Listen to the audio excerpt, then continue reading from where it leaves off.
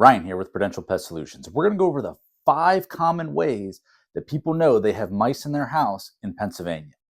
So the first one is going to be obvious, right? You see a mouse in the house. But does that mean you just have one mouse, or are there many?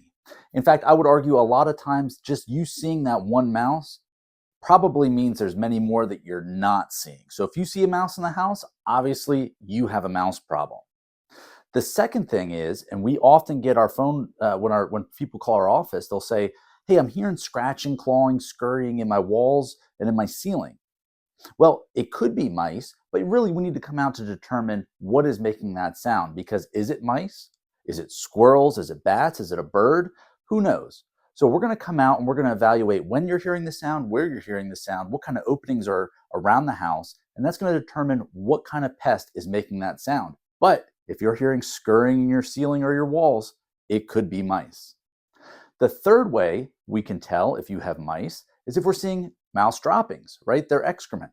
So these are little sprinkle size, black or brown. You're going to find them along the wall edges, in corners, under your cabinets, in your drawers, maybe behind your oven. I always pull out the oven and look behind there. And if you have mice, a lot of times they're behind the oven because it's warm, there's insulation, there's a big 220 line for electric, or there's a gas line that they can get into the wall. But if you're seeing rodent droppings, that means you have a rodent problem. Now, other animals will make droppings that look similar to rodents, like bats, for example. So if you see a big pile of what looks like mouse droppings in the middle of your attic, it's probably bats and not mice. So a professional like us can come out and tell you what kind of droppings they are, but if you're seeing rodent droppings, you have a rodent problem. Rodent damage. A lot of times, like I said, when we pull that oven out, might see a hole in your wall. There might be a hole in your cabinet. There might be chewing at wiring. Rodents are natural chewers. They have to chew to keep those incisor teeth down. And they're going to make holes in your wall, your ceiling, your cabinets to travel. And a lot of times on these holes, there's going to be a discoloration, maybe brown or black around it, because that's where they're rubbing their greasy fur as they get through it. So if you see holes in your wall or your ceiling or behind your appliances or at your cabinets, you have a mouse problem.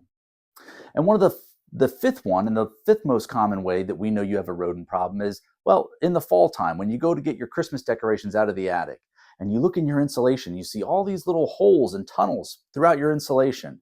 Well, those holes and those tunnels are made by, you guessed it, mice. So those are 5 common ways that homeowners in Pennsylvania find out they have rodents. But good news is if you have a rodent problem and you live in Pennsylvania, you know who to call. Prudential Pest Solutions. We have the tools, the techniques, and the training to get the mice out, and more importantly, keep them out.